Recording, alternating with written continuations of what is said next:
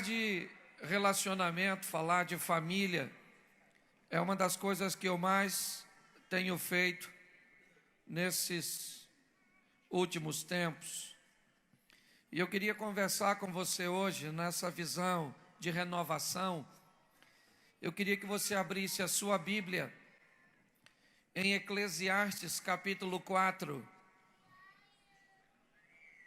a partir do versículo de número 1.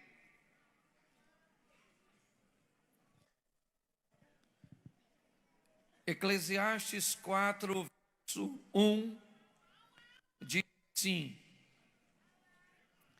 Depois voltei-me e atentei para todas as opressões que se fazem debaixo do sol, e vi as lágrimas dos que foram oprimidos e não têm consolador.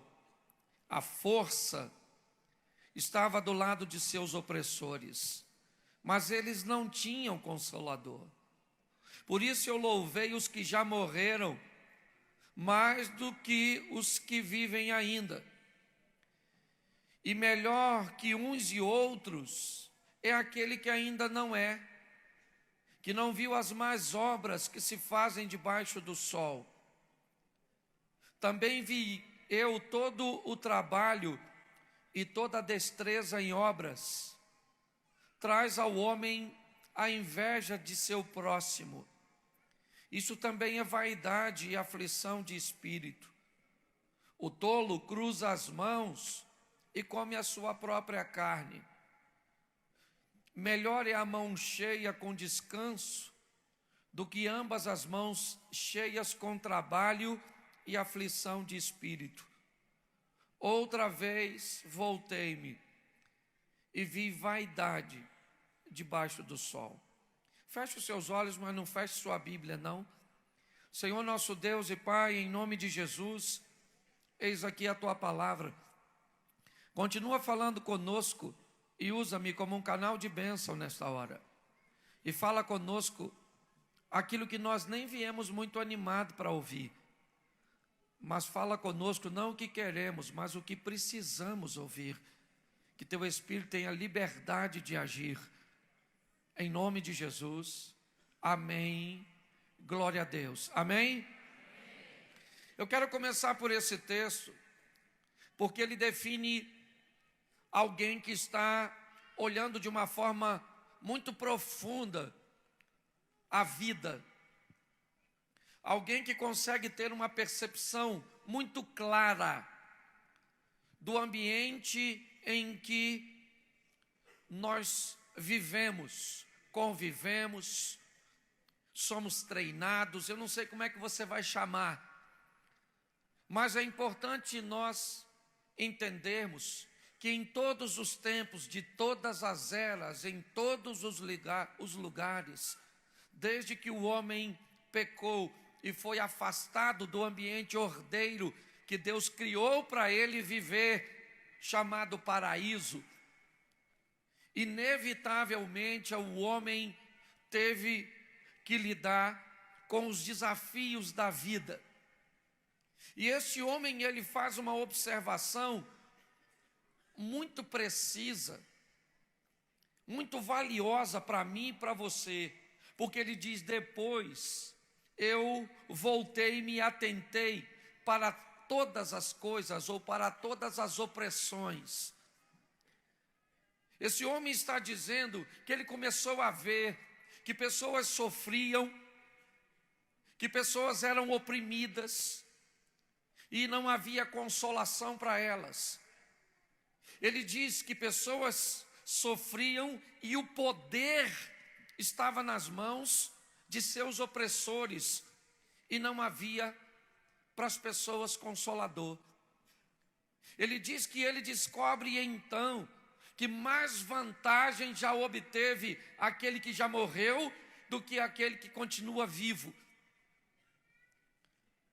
E ele vai além, dizendo que melhor de verdade é aquele que ainda não é, ou seja, aquele que nem sequer nasceu.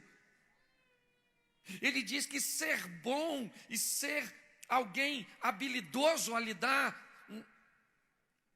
ainda é muito ruim, porque causa a inveja do próximo.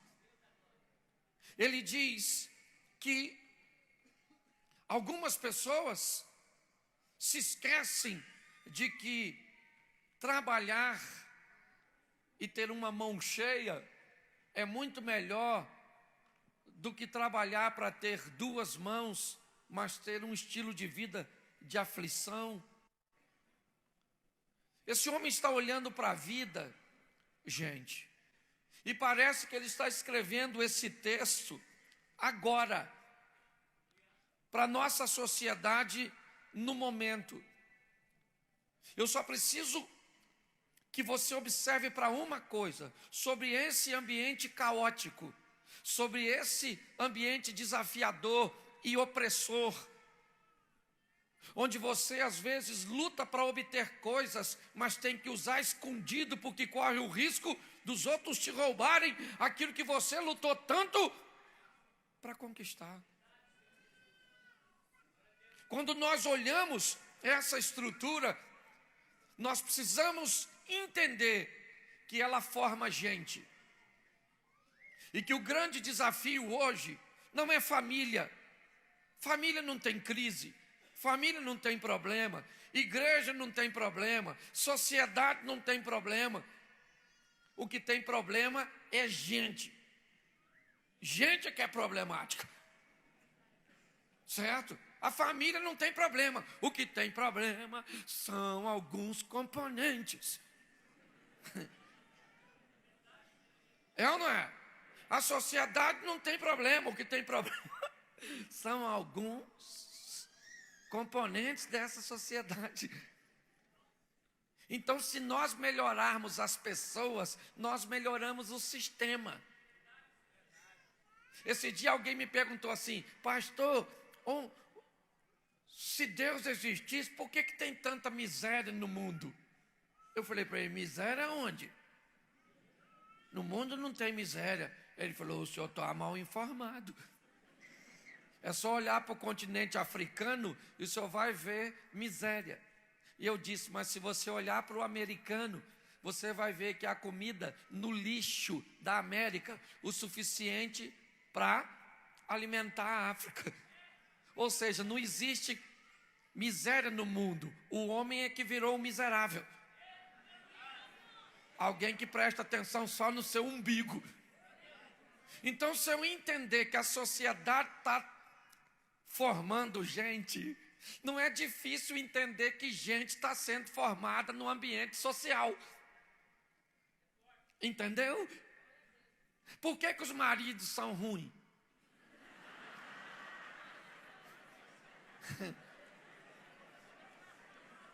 Não obedeço mesmo, não.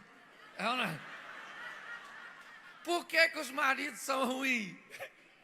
Porque foram mal treinados para ser homem, para saber ser gentil e ser macho ao mesmo tempo. Sim.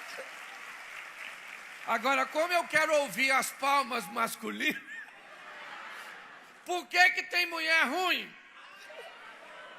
Porque foram mal treinadas. A verdade é essa. Entendeu? A didática e pedagogia com a nova geração vem de nós. A verdade é essa. Então, quando nós olhamos para uma sociedade traumatizante, porque é assim que ela traumatiza. Por isso que o bebê luta para não sair. É um trauma para ele deixar o ambiente tão protetor para esse mundo. Por isso que o bichinho fica lá. Não sai, não sai. Tem uns que dizem que não sai, que tem que cortar para sair. Talvez você foi um deles. Então observe bem. Se eu começar a entender que o ambiente forma pessoas, é só eu começar a entender e procurar descobrir que ambiente as pessoas que convivem conosco são treinadas.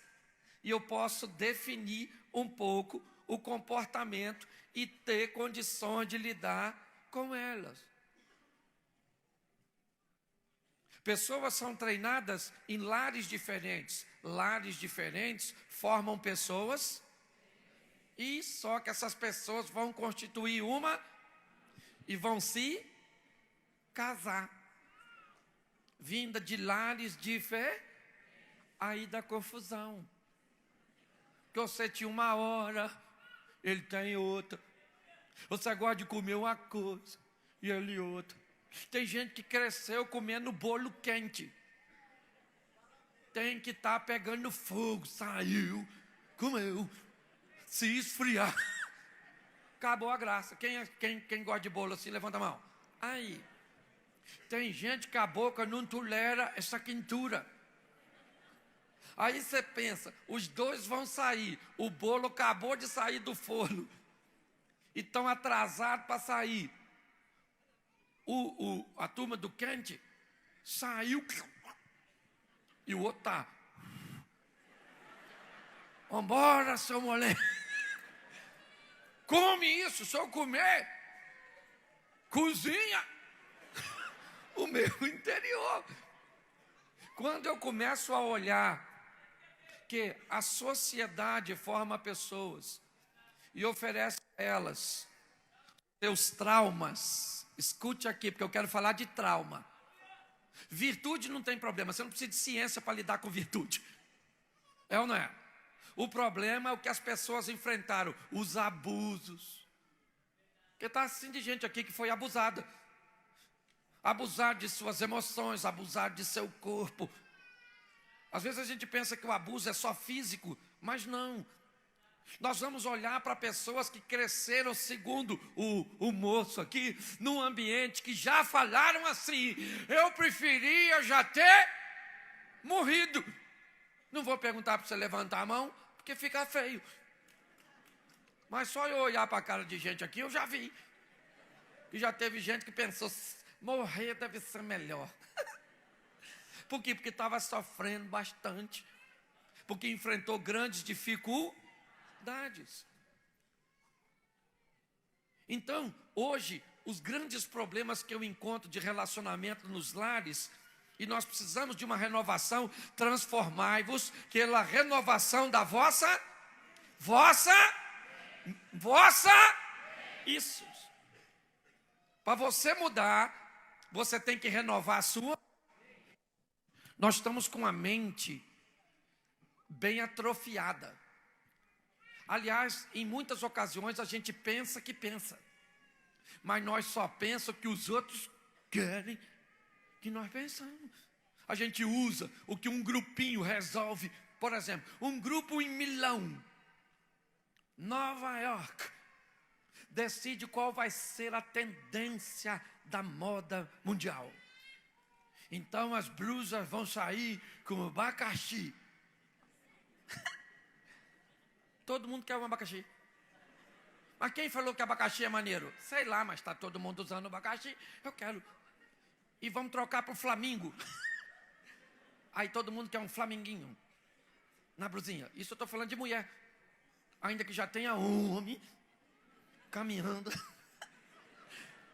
para essa situação. Ou seja, todo mundo usa o que um grupo decide que vai usar. Qual é a cor, qual é a tendência. Isso é a moda. Sim ou não? É assim que funciona. Por exemplo, se eu falasse com você assim, quer ver como é que é um pensamento pré-programado? Essa semana, gente, eu fui sacar 5 mil reais. Meio-dia no banco. Menino, o ladrão não me roubou? O que você pensa? Também sacar 5 mil reais assim, está pedindo para ser roubado. Ou seja, quem é que tem razão? O ladrão. Errado sou eu que trabalhei para ter o dinheiro, que botei no banco e que fui sacar. Se eu falasse para você, fui fazer uma caminhada com meu iPhone X. Estava lá com fone de ouvido, o ladrão pegou e me roubou. 11 horas da noite. O que você pensa? Também querendo andar com o telefone desse 11 horas da noite, esse horário é do ladrão. Ou seja, a razão passa a ser de quem não tem. A verdade é nesse ambiente que nós estamos inseridos. Então é gente ferida, gente machucada. E nossa geração, o mais velho, a turma que tem mais de 30 e pouco, essa já é uma turma mais cascuda. Eles machucam com muita dificuldade para machucar esse povo. Mas essa geração de 30 para baixo, menino, eu descobri que nós fomos criados em cavernas. E criados em cavernas, nós nos tornamos guerreiros. Como guerreiros, construímos nossos palácios. E nos palácios, criamos nossos príncipes. Hoje nós estamos cheios de príncipe e princesinha. Uma geração que você não pode falar nada. Que ele quer morrer, ele quer se matar, ele corta os pulsos, ele se fere. E não morre, não. Não, ninguém quer isso do outro lado, não. Não, na verdade, quer perturbando a gente. Escute só. Nós estamos vendo um ambiente formando gente. E esse ambiente, primeiro, ele é extremamente voraz. Hoje nós vivemos num ambiente onde a formação das pessoas... Deixa eu perguntar uma coisa. Quem aqui tem rede social? Levante a mão. Isso, praticamente todo mundo. Como é que você abriu a sua rede social? Você foi lá e fez o cadastro, sim ou não? Aí lá tinha um negócio escrito assim, ó. Li e concordo. E um quadradinho assim. Quem aqui clicou que li e concordo, levante a mão. Isso, todo mundo. Para você abrir, você teve que fazer. Agora, em nome de Jesus Cristo Nazareno, quem aqui que leu? Levanta a mão. Você sabe o Facebook, quantas páginas você teve que ler? 60. Para você, 60 páginas. Aqui que leu 60 páginas. Só se tiver um que me perturbar na cabeça. Porque se mandar hoje para nós um texto com 20 linhas, a gente lê quantas? 2. Está chato demais. Vamos embora para a próxima. Nós estamos com uma sociedade extremamente ansiosa, imediatista. Um ambiente que cada vez se cria em nós. É um ambiente onde as nossas emoções estão enfraquecidas. E é esse tipo de gente que está se unindo. É esse tipo de gente que está tendo dificuldade de lidar com suas emoções. E aí a gente quer transferir este comportamento humano e trazer uma responsabilidade espiritual para ele. Se você não criar um ambiente sadio para você viver, se você não estabelecer na sua casa um ambiente ordeiro, não vai funcionar. Nós temos que amadurecer isso. E isso tem atrapalhado, e muito, os cristãos. Grande parte deles, durante o culto, não consegue ficar sem ver suas redes sociais. Você põe para vibrar. Vibrou uma vez. Vou ver não, que estou no meio do culto. Zum. Isso deve ser importante. Zum. É ultra importante. Zum. É Deus que está mandando alguém. Porque é um propósito, querido. Deixa eu falar uma coisa para você. Você lembra quando Ana queria ter um filho? Lembra? O texto diz que todas as vezes que ela chegava em Siló, onde estava a arca da aliança, Penina perturbava ela. Para quê? Por que Penina não perturbava quando ela estava lá na casa dela? Esperava ela estar em Siló, porque em Siló estava a Arca da Aliança, que simbolizava a presença de Deus. O propósito dela é dizer o seguinte: quando você for para a presença de Deus, eu preciso capturar sua mente, eu preciso te desconcentrar, porque tem alguém que pode mudar a sua vida, e esse alguém é Deus. E se eu roubar a sua atenção nesse ambiente, a sua vida nunca muda. O dia que Penina foi para Siló, e Ana também foi, estava lá Eucana estava sempre lá, sim ou não? Penina estava sempre lá, sim ou não? Eli estava sempre lá, sim ou não? Ana também? Estava todo mundo lá? Deus também estava? Então por que dessa vez Ana voltou com uma promessa? Porque naquele dia, Ana decidiu que ninguém ia roubar a sua atenção e ela ia se aproximar de Deus. Hoje nós vemos muita dificuldade das pessoas estabelecerem um comportamento sério, sóbrio, que influencie outras pessoas.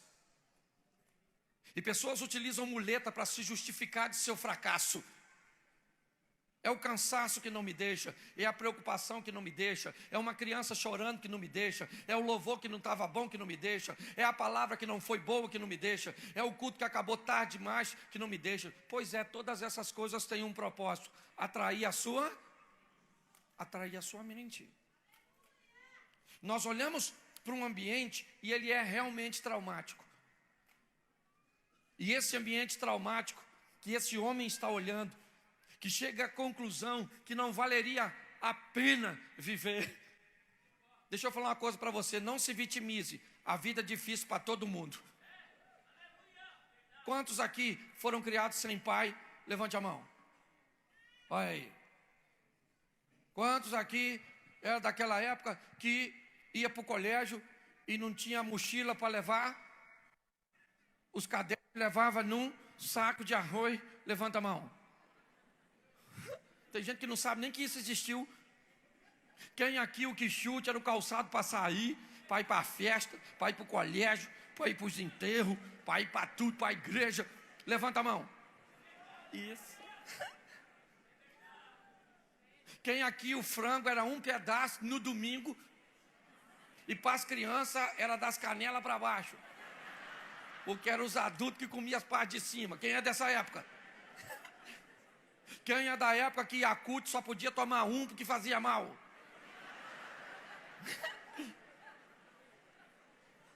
E eles acham o tempo de hoje difícil. Quem aqui não tinha dinheiro para comprar doce e comeu farinha com açúcar? Levanta a mão. Estou falando que a vida é traumatizante? Sim. Quem aqui a situação era tão difícil que tomava aqui suco no prato com a colher para demorar a acabar? Levanta a mão. Aí, tá aí, prova viva. E tudo isso que eu estou falando, eu fiz. Pensa numa vida difícil. Mas a vida é difícil para todo mundo, querido. Mas Deus é bom para todo mundo. Deus tem poder para mudar a história de todos, amém? Então, todos nós tivemos nossas dores, sim ou não? Nossas perdas, sim ou não? Mas a diferença é feita em como as pessoas se relacionam com Deus, da sua salvação. Então não vem reclamar, não tive pai, não tive mãe. Teve sim, porque você nasceu.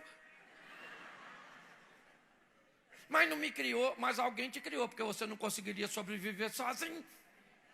Mas foi muito difícil. Vai falar com outro, que eu não estou com tempo para escutar reclamação de ninguém, não. A vida é dura, meu filho, e principalmente para quem é mole. Então a descrição está falando aqui, o camarada diz que a coisa era tão difícil que era melhor ter morrido, que era melhor não ter nascido, certo? Ele viu gente que era habilidoso e teve que conviver com a inveja de quem não era. Ele diz que viu gente que não conseguiu se saciar com uma mão cheia, mas com descanso. e caminhou para 2 mãos cheias com trabalho e com aflição. É isso. É essa sociedade saindo de casa, correndo e lutando e trabalhando e fazendo hora extra para ganhar tesouros, mas esquecem que depois que tiver alcançado seus tesouros, não terão para quem deixar, porque não cuidou do seu maior tesouro que estava dentro de casa. A verdade é essa. É isso que esse homem está olhando. E quando eu vou para o verso 8 desse texto, eu me deparo com uma coisa preciosíssima que eu quero ver com vocês. Eclesiastes 4, 8. Há um que é só, que não tem ninguém, nem tampouco filho, nem irmão. Contudo, não cessa do seu trabalho, e também seus olhos não se satisfazem com riqueza, e ele nem diz: para quem trabalho eu, privando a minha alma do bem?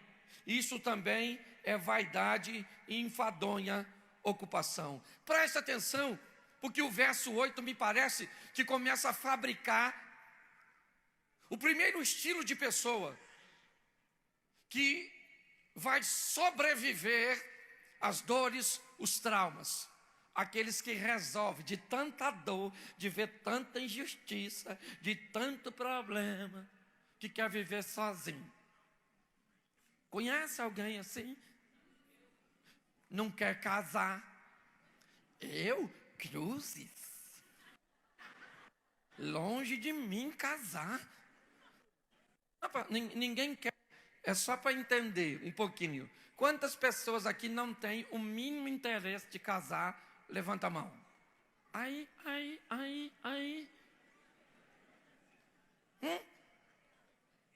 Não quer ter filho, casou, mas diz: filho, essas crianças catarrenta, fica chorando, gasta dinheiro, é colégio, é fralda, é isso, é aquilo. Quantos aqui casaram, mas não quer ter filho? Levanta a mão. Ai. Tem de tudo nesse mundo. Porque os traumas e as experiências, elas muitas vezes são bem ruins. Gente que optaram por viver sozinha. E tem gente que é assim, vive com os outros, mas sozinha. Ele mora numa casa que tem um montão de gente, mas ele só pensa nele. É só as coisas dele, os horários dele. Não mexe em nada dele. Que se ele comprar alguma coisa e botar na geladeira, e você mexer, você tem que olhar, e você ainda não está empregado. Olhar para o queijo que ele comprou, mas ele contou as fatias. Você está rindo de você mesmo. Está assim de gente que optaram por serem só, sim ou não? Sim, eu conheço gente na igreja, acaba o culto, vai embora, irmão. Eu vou. Não gosto de ficar assim na porta de igreja. Isso é só confusão, fofoca. Prefiro andar sozinho. Ah, eremita. Vai para o inferno sozinho. Não, na verdade. Porque a proposta da igreja é corpo, é o furdunço. A Bíblia diz que uma igreja é um corpo humano. O corpo está tudo. Sim ou não? Você quer ver? O teu dedo tem alguma coisa a ver com o olho? Aparentemente não. Até entrar um espinho no dedo. Quem é que corre para lá desesperado?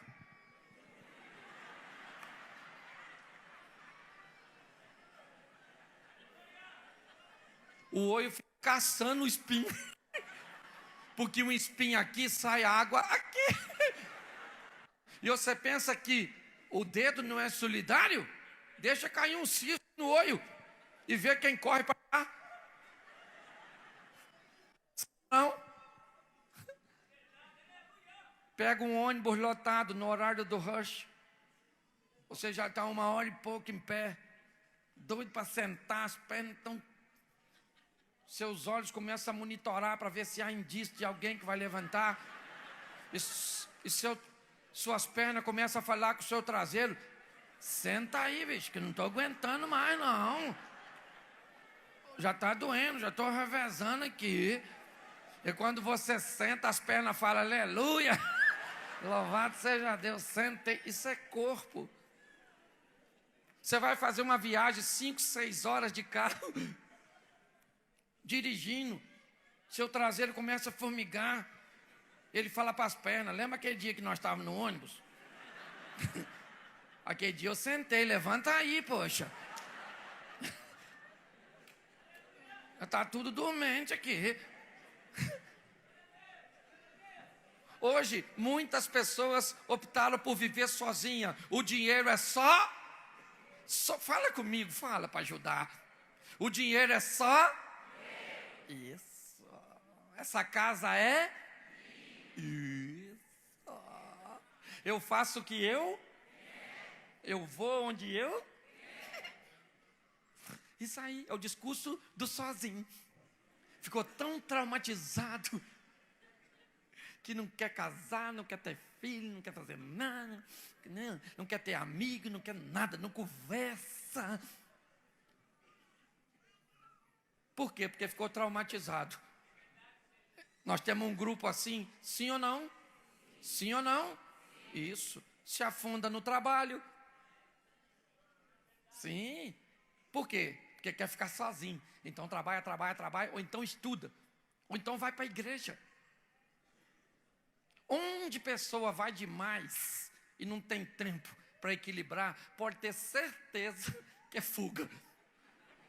A irmã está no ciclo de oração, faz visita, faz isso, ora à tarde, ora à noite, vigília, vai para monte. Que hora que essa mulher é esposa? Que hora que você é mãe? Você é uma mulher de Deus. Se ela for de Deus, cuidava dos filhos, cuidava do marido, cuidava da casa. Era uma pessoa equilibrada. Quem é de Deus é equilibrado, não caminha para a extremidade. Então você vê gente, eu vou estudar, aí faz pós-graduação, mestrado, vai falar inglês, mandarim, em aquilo, morre estudando. Não dá nem tempo de ganhar dinheiro com tudo que aprendeu. Vai dar curso para o Satanás no inferno. Não. Vai fazer um Enem do inferno. Gente, nós precisamos de uma vida equilibrada. Uma vida que inspire outras pessoas a viver com o Deus que nós conhecemos, sim ou não? Você quer ver? Jesus atravessa o mar, Marcos capítulo 4, verso 35. No capítulo 5 de Marcos, ele chega na outra banda, na província, do lado leste do mar da Galileia, na província dos Gadarenos, e sai um cara endemoninhado na direção de Jesus. Cara muito doido, pelado, atacava os outros, todo ferido.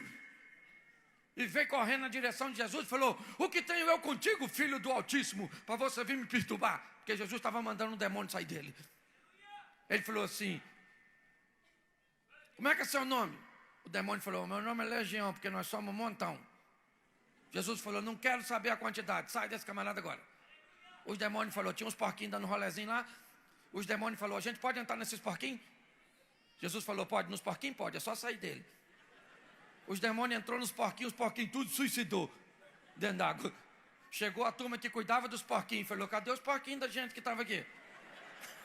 Tinha um montão de porquinho aqui. Alguém falou: o matador de porquinho ali, ele. Foram lá e falaram para Jesus: Jesus, o senhor matou nossos porquinhos?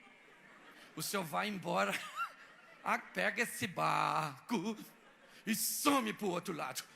Quando Jesus está saindo, o cara que for endemoniado diz para ele: aí Jesus, deixa eu ir com o Senhor, deixa eu ir contigo. Jesus falou assim: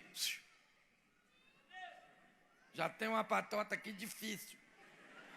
Faz o seguinte, vá para a tua família, vá para a tua casa, vai para os teus e ensina eles sobre teologia sistemática, eclesiologia. Ensina eles sobre o Pentateuco. Jesus disse: vai para casa, para o pessoal que sabe quem você era. e mostra para ele quem você é agora, depois que eu entrei na sua vida. Deixa eu falar uma coisa para você, querido. O maior evangelismo e a maior renovação que podemos fazer é a da nossa vida. E as pessoas olhem para você e para mim e digam: caramba, é você mesmo? É eu depois de Cristo. Eu estava lá, Cristo passou e mudou a história da minha. Sabe qual é o problema? A gente falamos muito de Cristo, mas apresentamos pouco Ele na nossa vida. E o povo está farto de palavras. Você quer mudar essa geração? Mostra para ele quem é o Deus que toma conta, que guarda e que governa a nossa vida. Foi isso que Jesus falou: vai para a tua casa e para os... e mostra para eles, não é fala, é mostra. Você é um cara cheio de demônio, agora você está liberto. Você andava pelado, agora você está vestido. Você atacava os outros, agora você não ataca mais. E ele foi viver a vidinha dele. Pessoal, quem é aquele ali? O ex-perigoso, o peladão que morava no sepulcro. Mas menino, tá tão... O que aconteceu? Um tal de Jesus. Um tal de Jesus fez aquilo. 2 anos e meio depois dessa visita, Jesus volta ao território de Decápolis. E quando ele volta, tem 4.000 homens, sem falar mulher e criança, para escutar Jesus. Quem é que Jesus deixou em Decápolis para evangelizar o povo? O ex-endemoniado. Às vezes nossa casa e o ambiente onde estamos não muda, porque a gente fala demais, mas vive de menos. Está na hora de botar e agir uma vida santa, uma vida poderosa em Deus, onde as pessoas olham e dizem: o que esse camarada tem aí? O que ele tem? Eu falei: eu tenho a Deus. Mas você era desse jeito? Pois é, querido, eu ia lá. E deixa eu falar uma coisa para você: está todo mundo olhando para tu. Por isso que crente não gosta de fofoqueiro. Mas fofoqueiro é importantíssimo para nós, porque eles tomam conta da nossa vida. Eles tomam conta da nossa vida. Porque a Bíblia diz que nós estamos rodeados por uma grande nuvem de testemunha. Tem que olhar mesmo. Você não anda com Jesus, então a sua vizinha que bate um tambor e mata uma penosa tem que olhar para tu. Porque Jesus, aquele que administra a sua vida, quer salvar a vida dela. Então ela tem que ficar de olho em tudo. Deixa eu ver essa criancinha aí. Usa uma roupinha mais compridinha e já acha que é santinha. Não é não. Ela usa uma roupinha mais compridinha porque ela quer, porque é uma coisa mais modesta. Mas não é só isso não. Ela tem um negócio diferente, um comportamento diferente, um linguajar diferente, valores diferentes, porque é a nossa vida. Esse dia eu estava atravessando a rua lá onde eu moro, e aí quando eu atravessei, o cara do outro lado falou assim: aí, Cláudio, tu mudou, hein? O cara estudou comigo no primário. Aí eu falei: mudei? Ele falou: mudou. Eu falei: por que você está falando isso? Ele falou: porque você estava atravessando a rua de lá para cá e uma mulher assim para lá, você nem olhou. E provavelmente eu não olhei porque eu não vi.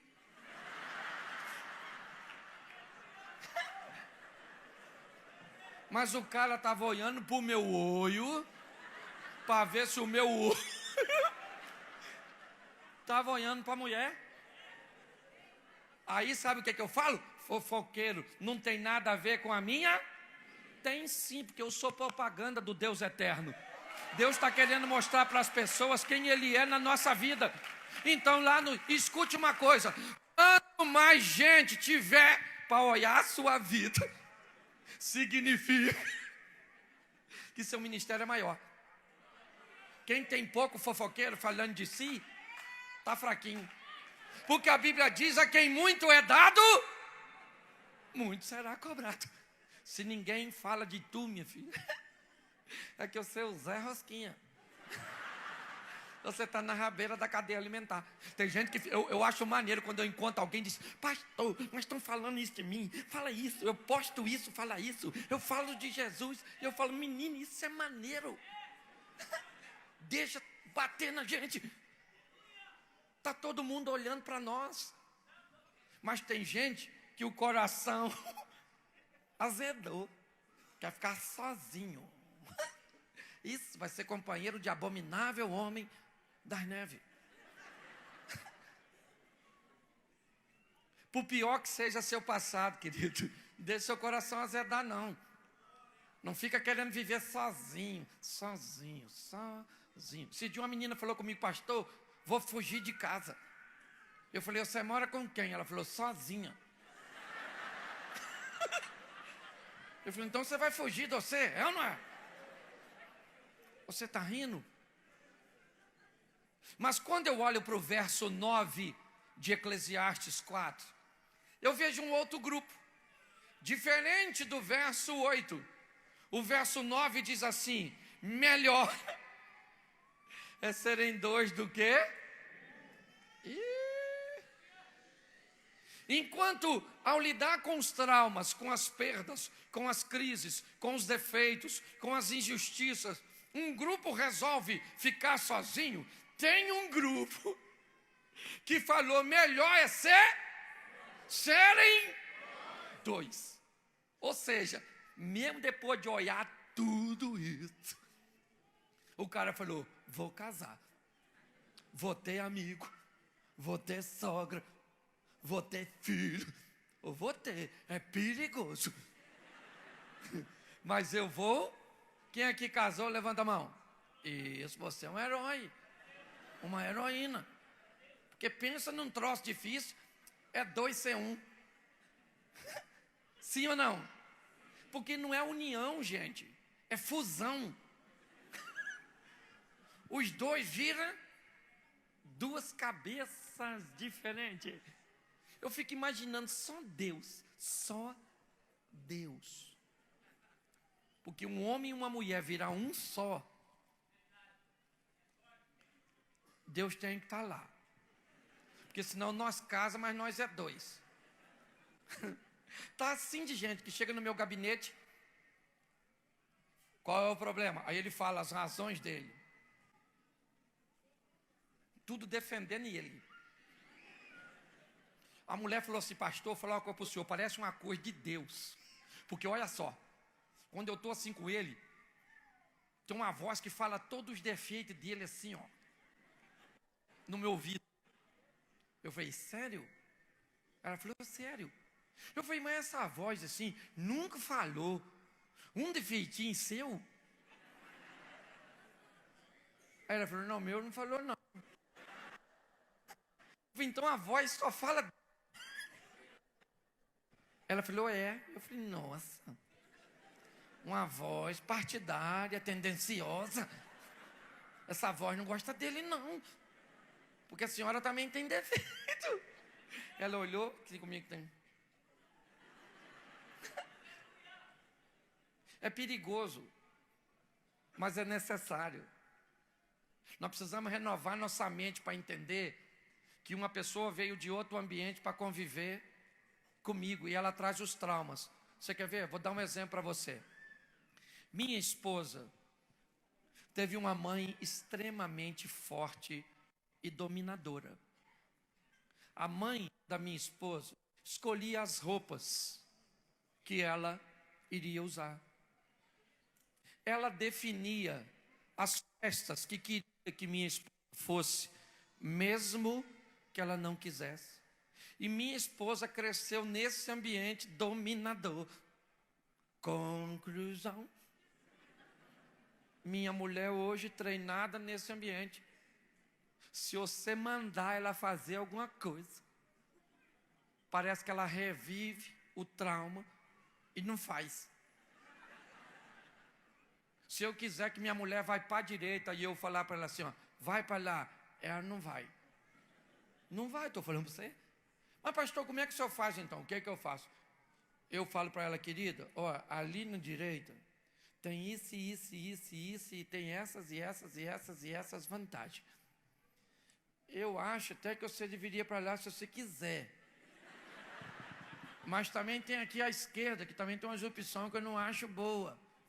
Entendeu? Fica a dica. Hashtag fica a dica. Aí ela para, pensa e vai. Mas se eu mandar ir, ela não vai. Por quê? Porque na formação. Vamos supor que um camarada aqui foi treinado no lar que não tinha nada, mais nada, mas passava fome. Aí ele casa. Às vezes o cara é suvina, uma de fome, avarento, dá o dinheiro à senhora igual remédio, em doses homeopáticas, é ou não é verdade? E a senhora fala, o marido ruim, ele não é ruim. O comportamento dele é um comportamento que ele estabeleceu para defender a família dele, para que ela não sofra o que ele... Mas aí ele vira avarento.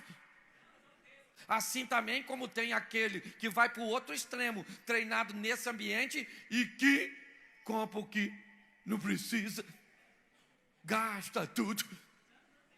Aí você vai ver essa pessoa, nome sujo, companhia entra na roupa cortar a luz, o telefone dele nunca tem crédito, é todo mundo cobrando. O que é isso? Isso é reflexo do ambiente. Então, quem não casou, levanta a mão. Falar uma coisa para você. Antes de casar, olha direito. Deixa eu explicar uma coisa para você. Todo mundo é um livro que já contém alguns capítulos. Antes de casar com essa pessoa, dá uma lida. De onde ela veio. Conversa com a mãe dela, com a tia dela, com os irmãos dela. Procura saber. Porque depois casa, dá ruim, vem falar comigo. Pastor, o que eu fiz da minha vida? Casou, maluco. Hashtag chupa essa manga. Mas esqueceu-se o quê? Que é um grande desafio dos virarem, sim ou não? Mas a gente corre esse risco. Se você quer aprender a lidar com gente, deixa eu te dar uma dica. Segundo a Bíblia, eu tenho que amar todo mundo, sim ou não? Sim ou não? Sim. Eu amo a todos, ok? Mas eu não preciso gostar de todo mundo. Eu tenho que amar, escuta, e ter maturidade para ouvir. Eu amo todo mundo. Quando pede uma oferta missionária para mandar para a África, e você contribui, você ama aquele povo que precisa conhecer a Cristo, sim ou não? Sim ou não? Você gosta deles? Não. Gostar tem a ver com gosto. Você nem conhece. Você sabe qual é o problema do relacionamento? É que tem gente que tenta gostar de gente que não é para gostar, é só para amar. Que isso, pastor? Sim. Tem parente meu que eu amo. Vai na minha casa. Entendeu? Amo. E gosto. Mas tem uns parentes que eu só amo. Eu não gosto. Então não vai. Entendeu? Eu já cansei de ver gente parar de lidar com os outros porque se aborreceu com tanta gente que não devia gostar. Era só amar. Quer saber, pastor? Eu já me aborreci com tanta gente e já ajudei tanta gente e já fui tanto. Eu já sofri tanto. Agora eu não ajudo mais ninguém. Isso é dor o coração. Tem muita gente boa para você ajudar ainda. Mas você se deu mal tentando gostar de gente que não era para. Então, meu filho, olha primeiro. Eu falo sempre isso. Quando você for casar, está lá a Bíblia ensinando a casar. Parábola das 10 virgens. O noivo vinha e só pegava a mulher de lâmpada. Assim, porque a Bíblia está dizendo: nunca pegue ninguém no escuro. O noivo só pegava a mulher de lâmpada. Então, se tiver escuro, não pega. E não é escuridão, não. É ausência de conhecimento. Se você não conhecer, hoje as pessoas se dão mal por causa disso. E pior que faz uma salada entre coisas materiais e humanas, entre coisas emocionais e alma, entre coisas espirituais e espírito, e bagunça tudo. Tessalonicenses diz assim: todo corpo, alma e espírito. Repita comigo: corpo, alma e espírito. O que é uma pessoa? O que é uma pessoa? O que é o seu pai? Sua mãe? O seu filho? A sua mulher? O seu marido? Sua sogra? Quando fala sogra, diminui a intensidade. Tem gente que falou, é um corpo sem alma e cheio de espírito. Olha aqui, se uma pessoa é um corpo que contém uma alma e contém quando tiver uma necessidade nessa pessoa, quando ela esboçar um comportamento, eu tenho que entender isso para renovar minha mente. A primeira pergunta que eu tenho que fazer: quem está aí reclamando?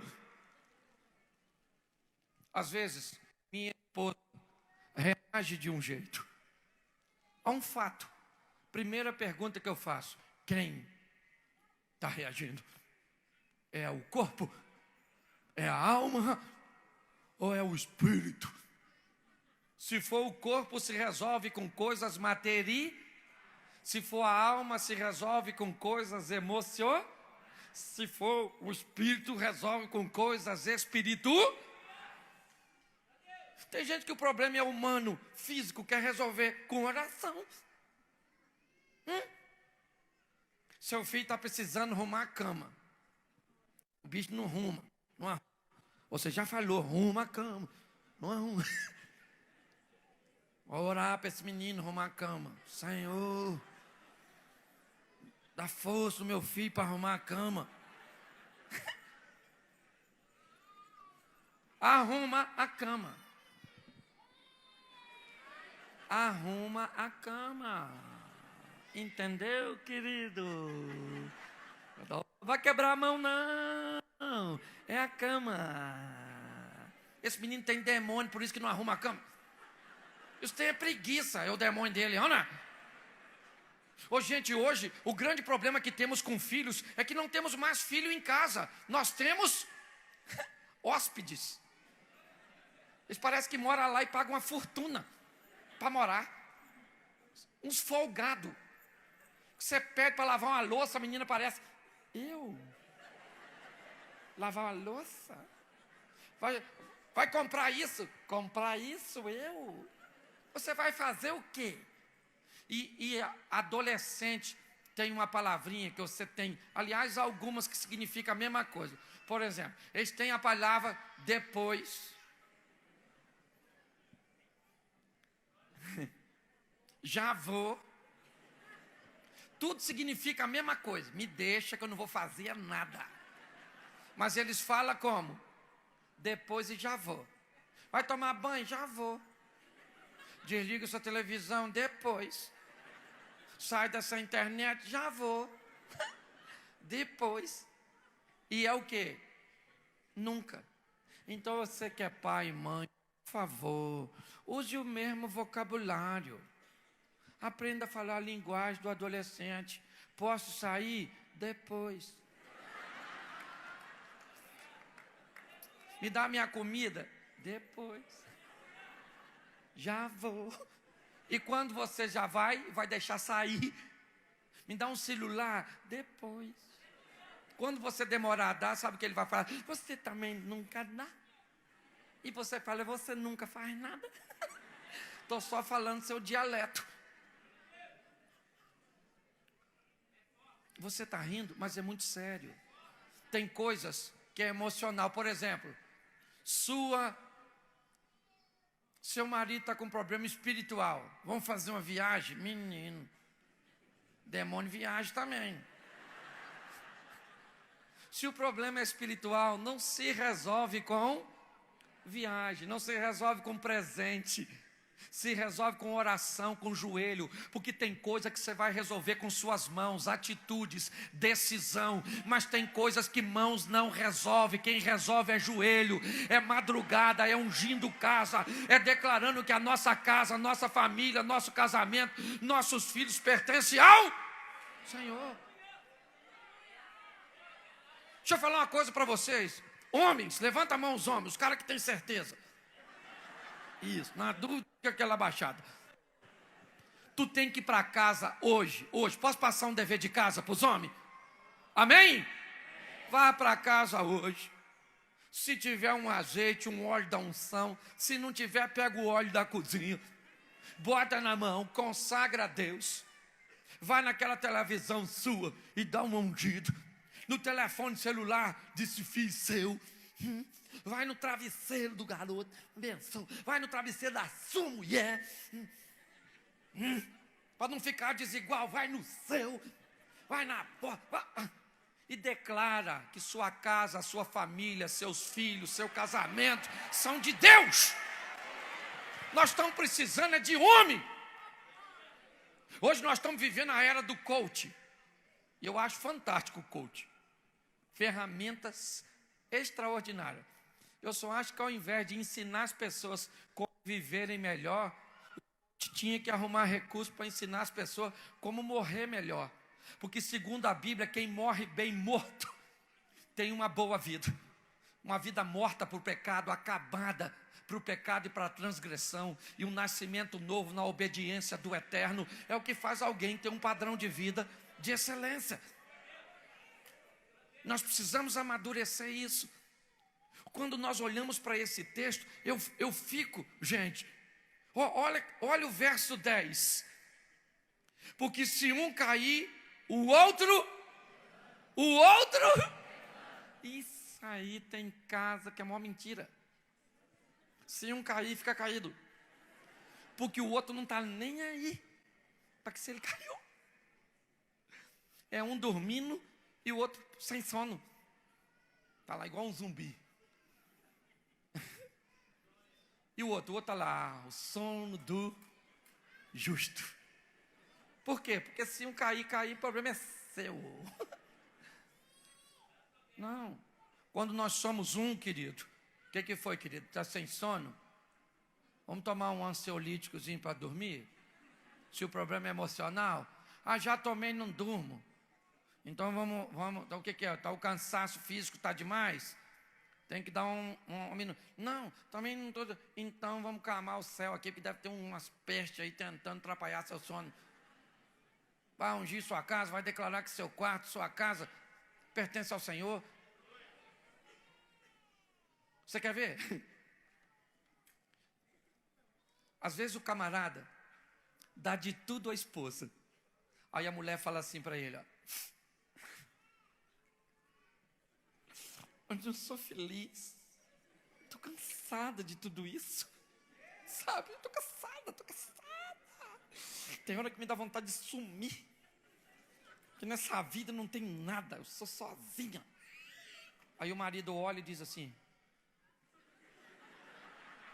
o quê? Tu não tem nada? Olha a casa que tu mora. A comida que tu come. A roupa que tu veste, o carro que tu tem, porque na cabeça dele quem está reclamando é o corpo. Mas ela fala, não é isso.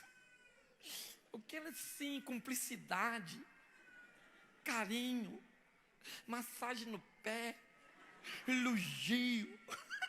Aí ele fala, essas palhaçadas que você quer, é isso. Então tá bom, vou parar de pagar as contas. E vou ficar te papari. Aí, se ele fizer isso, começar a paparicar, a alma vai ficar feliz, sim ou não? Sim ou não? Mas se ele pagar as contas, quem é que vai reclamar? O corpo. Não tem gasolina, não tem nada. Então eu não devo parar de fazer aquilo que faço. Eu tenho que começar a fazer aquilo que eu não. É isso. Se nós amadurecermos, tivermos esse entendimento, gente, eu sei que nesse aspecto as mulheres são mais companheiras. Elas são muito perceptivas. Aí por isso que vocês ficam chateadas com o homem. Porque o homem é sem graça. Mulher, gente, é igual submarino. Ela pode até afundar. Porque elas fundam pelo menos uma vez por mês. Uma mulher vai para o fundo. Papai, seios doloridos, retenção de líquido, uma cólica desgraçada, as pernas inchadas, cabelo esvoaçado, pele ressecada, sangrando. Mas menino passa 10 dias. Olha para essa mulher. A bicha plumou. Cabelo vistoso. Os beijos luminosos. Aprumadinha. Sem retenção de líquido. Parou de sangrar. Homem é navio. Fundou.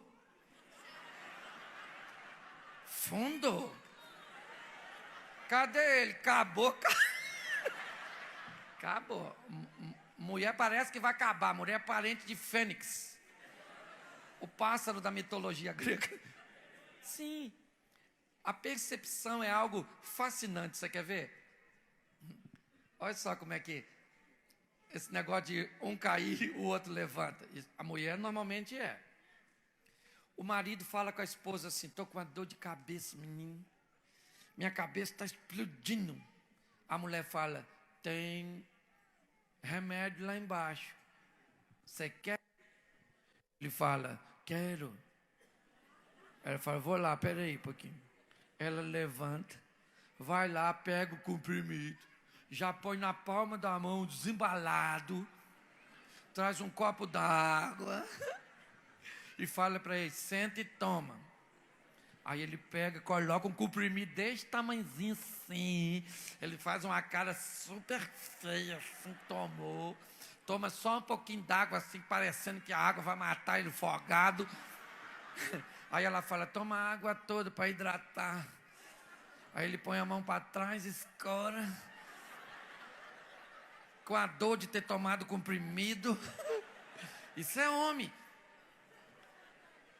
E ela fala: deita, filho, vai melhorar. Se ela está com dor de cabeça e ela fala assim: amor, nossa, minha cabeça está explodindo, estou com uma dor de cabeça doida. Ó o marido: fica quietinha que passa, já já. É só você calar essa boca e ficar... Você está rindo de mim? Você está rindo de você mesmo. Ô, gente, deixa eu falar uma coisa para você. Você sabe qual é a maior dor de uma família? Não é se saber que sou sozinho. É achar que eu não sou. É viver num lar cheio de gente, mas não tem ninguém para viver comigo. É mais ou menos como muitos estão aqui. Quantos estão aqui sozinhos? Você não veio com nenhum amigo, nenhum companheiro, você está só, ninguém da sua família. Levante a mão. Aí.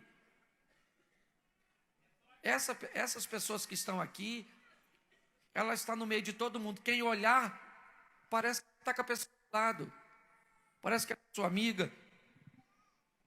Mas não é porque você está perto de alguém que você está junto. Quantos já não viveram isso? Está perto de alguém e alguém falar para você: ele está contigo, você fala: comigo não, eu sei nem quem é. Sim, hoje na nossa família, sim. Seu pai está aí? Não. Mas aquele ali quem é? É o marido da minha mãe. Ei, mãe, não é seu pai? Não, como é que eu vou te explicar? Ele está aí. Mas ele não tem atitude nenhuma de pai. Eu estou sozinho.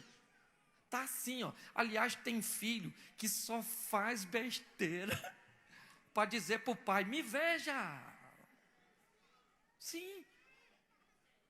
Está assim de gente que se sente solitária. Mulheres que se consideram viúvas de maridos vivos. Homens, viúvos de mulher viva. Filhos órfãos. Pais que parece que perderam seus filhos. Crescem, são bem-sucedidos, construíram a sua história. Esquece da vovó, do vovô, da mamãe, que foi quem criou. Pessoas extremamente solitárias. Esses são desafios, mas o texto diz que mesmo assim, tem gente que acredita e que consegue ser companheiro. Hoje, gente, quem já ouviu o texto bíblico muito usado na maioria das igrejas? O povo peca porque lhe falta. Gente, esse é um texto bem ultrapassado. É um texto bem coloquial para a época. Mas eu descobri uma coisa. O povo de hoje peca porque lhe falta vontade de ser santo. Ninguém aqui está pecando porque não sabe, não. As pessoas pecam porque perderam o temor de Deus. Nós precisamos de uma renovação que volte o nosso coração para a cruz. Que nós venhamos ter um entendimento que a Bíblia diz: sede santo porque Deus é santo. Porque sem santificação ninguém verá a Deus. E esse ninguém inclui eu e você. Hoje, eu vim conversando com o Jabes. Cadê o Jabes? Está ali. Vim falando com o Jabes. Eu peguei um aplicativo, instalei no meu telefone. $16 por mês. No meu telefone, com esse aplicativo, não entra mais nem uma imagem de conteúdo sensual. Mulher, isso, e aquela brincadeira, videozinho, mandou para mim o aplicativo. Bloqueia. Porque se parecer, eu sou pastor, eu sou casado, eu sou crente, mas eu tenho vontade de ver. Eu sou gente. Hormônio não aceita Jesus, não. O cara manda uma foto de uma mulher, uma cavala, e eu não quero ver. Eu sou macho, menino é lésbica. Botei aqui, falei, aqui não entra mais. Falei, Jesus, me perdoa por tudo aqui que eu já vi nessa vida. Estava igual gadareno. Agora botei, não quero saber cena, não quero saber nada. Essa praga, e aqui não entra mais. Porque se a gente brincar, a gente peca. Eu não sou super-homem. Você é a Mulher Maravilha? Invisível. Quem se sente sozinha? Não ia ficar ninguém sentado. É todo mundo em pé, porque está todo mundo rodeado de gente. Não se preocupa com ninguém. É ou não é verdade, queridos? Salvo algumas pequenas exceções. E o troço está tão difícil que quando tem alguém que se preocupa, é chato. Seu pai quer saber que hora você vai, que hora você volta, onde você está. Nossa, controlador. Não, eu te amo. Hoje, se importar com as pessoas, é ou não é? Nossa, o marido fala para a mulher 3 vezes, eu te amo. Nossa, que chato ficar falando te amo, te amo, te amo. Então fala, sua praga, sua peste, te amo.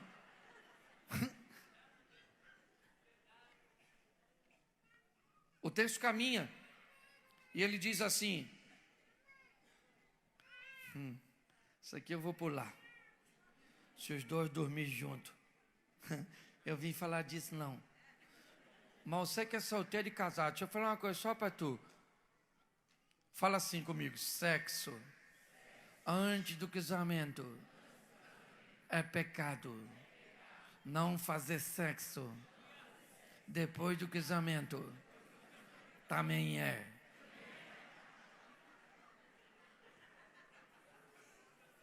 Porque antes de nós casar, nós não ficava doidinho para fazer. E por que casou e não faz? Não vou falar disso não, que isso é outra história. Para mim vir aqui só falar para casal. Mas eu não quero falar apenas dessa questão do corpo no que diz respeito à sexualidade. Mas é realmente esse calor humano que anda faltando na maioria das famílias, porque a cultura atual nos roubou. Quem aqui é da época que na Páscoa todo mundo ia para a casa de um só para comer? Pois é. As festas que promovem a união familiar, Dia dos Pais, Dia das Mães, Páscoa, Natal, são festas que hoje praticamente já estão extintas. A Dia dos Pais, né? A questão da igualdade aí já diz que agora é dia do cuidador. Chega o Natal, é cada um com a sua agenda. Ou seja, o calor humano, sabe, essa proximidade, essa coisa gostosa que nós tínhamos anteriormente, hoje praticamente se extinguiu. E quando alguém tenta equilibrar, ainda encontra problema com algumas. Porque tem gente que se casa com aquela família dominadora.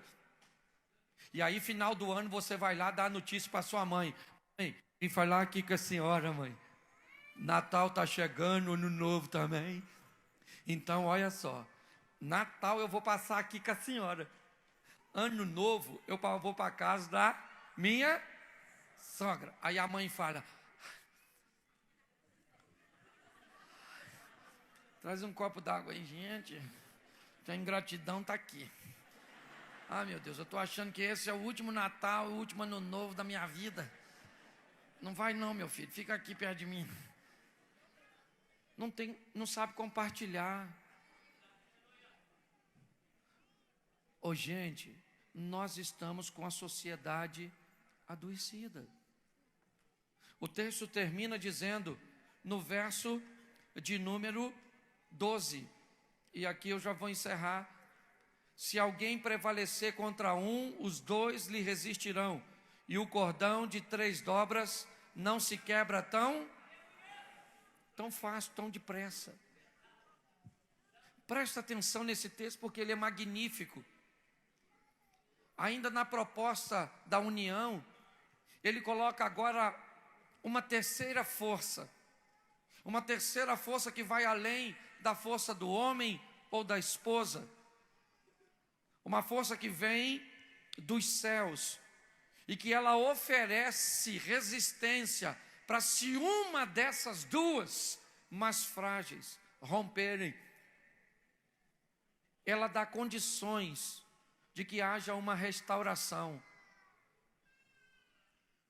Gente, o que está fazendo diferença hoje nas famílias é simplesmente Deus. Tem uma coisa que hoje eu ministro, desde comunidades carentes até os alfaviles, as comunidades abastadas. Descobri uma vantagem do pobre em relação ao rico. O pobre tem a esperança que, se ele conseguir dinheiro, resolve seu problema. E o rico já sabe que tem problemas que o dinheiro não resolve. Por isso que o suicídio em sociedades economicamente mais abastadas são mais altos. Eu vim do Japão esses dias e vi a dureza de um adolescente tirar uma nota baixa e um jovem, porque na cultura deles você desonra seus pais quando suas notas não condizem, e eles tiram sua vida. No Brasil, o suicídio infantil já é a terceira causa de morte na nossa nação.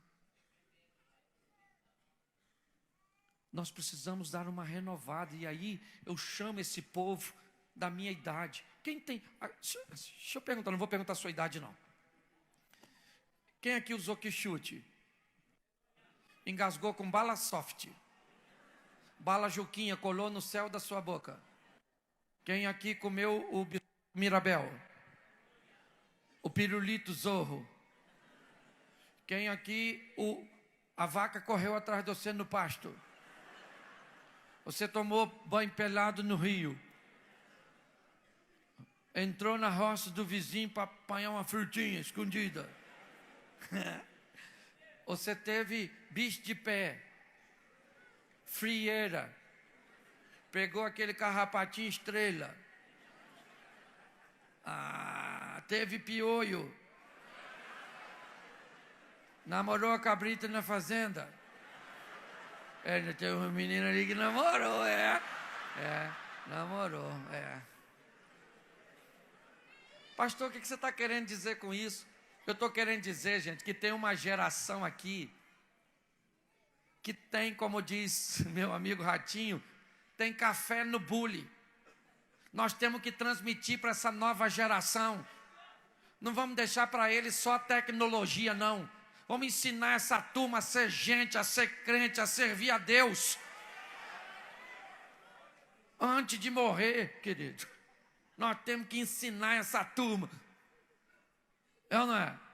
A andar como nós, como nós andamos. Não é falamos que andamos. Então eu queria que você ficasse de pé agora. Você que está sentado. Você que está de pé, é só ficar de pé, né? Você ficar de pé, você já está de pé. E eu queria que você fechasse seus olhos agora. Pode fechar que ninguém vai pegar nada seu, não. Eu sou carioca, mas eu sou pastor convertido. Vou te roubar, não. Isso, faz um barulho sagrado e santo. Feche seus olhos. Você que está embaixo, nas dependências, no telão. Tem gente lá na rua acompanhando o culto. Ele está sendo transmitido na internet? Ok, você que está aí na sua casa, no seu smartphone, assistindo, você também faz parte deste culto. Feche seus olhos agora, porque o culto está acabando. Diga para quem está do seu lado assim: a partir de hoje, vai ficar mais fácil viver ao meu lado. Pode ficar tranquilo. Agora faça assim, igreja. Eu quero orar por você. Senhor nosso Deus e Pai, às vezes nosso discurso é muito bom, muito perfeito. Às vezes, ó Deus, apanhamos nossa Bíblia e caminhamos para a igreja, e até mesmo se estivermos em casa, estamos tão habituados que sabemos o momento do louvor, o momento da oferta, o momento da palavra. Mas mais do que conhecer tudo isso, Senhor, nos dê um estilo de vida que impulsione outras pessoas a ter o desejo de te conhecer. Eu quero declarar nessa noite aqui, ó Deus, que aqueles que são casados, eles são casados para sempre. Eu quero declarar que o divórcio, o adultério, a pornografia, a pedofilia, a violência doméstica, a homossexualidade, a falência financeira, tudo aquilo que não provém de Ti, ó Pai, venha se afastar de nossa família, de nosso lar. Que tenhamos, ó Deus, mais afeto, mais carinho, mais respeito.